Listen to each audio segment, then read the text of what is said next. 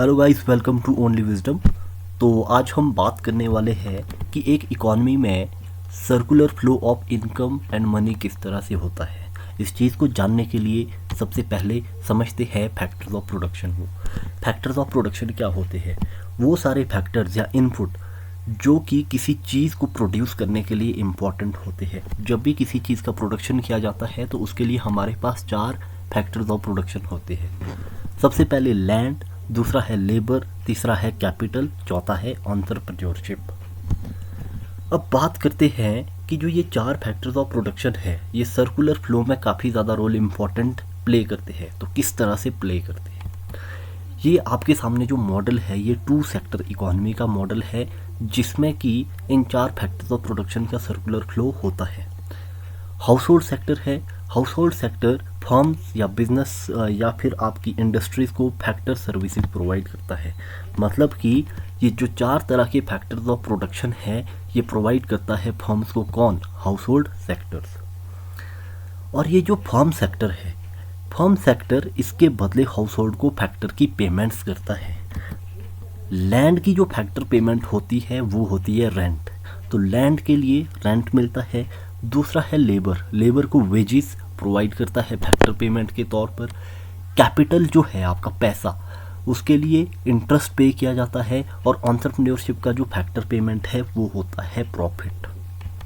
तो ये था इसका फैक्टर सर्विसेज और फैक्टर पेमेंट के बीच का आदान प्रदान। दूसरी तरफ हम समझते हैं कि जो भी गुड्स आपकी प्रोड्यूस हो रही है इन 4 फैक्टर्स के थ्रू, उन गुड्स को या सर्विसेज को हाउस होल्ड परचेज करता है, उसको कंज्यूम करता है या उसको खरीदता है। जैसे गुड्स एंड सर्विसेज जो भी फर्म्स के द्वारा बनाई जाती है उसके बदले जो हाउस होल्ड सेक्टर है उनको पैसा देता है, जिसको कंजम्पशन एक्सपेंडिचर कहते हैं। मतलब house hold goods and services को कंज्यूम करता है और उसके बदले जो हाउस होल्ड सेक्टर है वो फर्म्स को कंजम्पशन एक्सपेंडिचर देता है। तो ये था 2 सेक्टर मॉडल। लेकिन इसी के बीच में जो मनी है वो किस तरह से फ्लो करती है।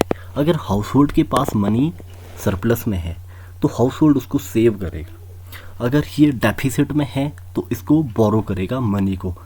और फर्म्स के साथ भी सेम होता है। अगर मनी सरप्लस में है तो या तो उसको इन्वेस्ट करेंगे या सेव, लेकिन यहाँ पे हम सिर्फ अभी सेविंग्स को ही लेंगे। दूसरी तरफ है, अगर फर्म्स के पास डेफिसिट में मनी है तो ये बोरो करेगा। ये जो बोरोइंग और सेविंग की जो एक्टिविटीज़ है इसको एक सिस्टम कंडक्ट करता है जिसको कहते हैं फाइनेंशियल सिस्टम। तो 2 सेक्टर इकोनॉमी में मनी के फ्लो को कंट्रोल करने के लिए जो एक इंटरमीडियरी होता है वो फाइनेंशियल सिस्टम होता है, जिसमें आपके बैंक्स वगैरह सब कुछ आ जाते हैं। तो नेक्स्ट वीडियो में हम बात करेंगे फाइनेंशियल सिस्टम, बैंकिंग और फाइनेंशियल अवेयरनेस की। तो this was all about today's video. Thanks for watching and have a nice day. Subscribe for more content.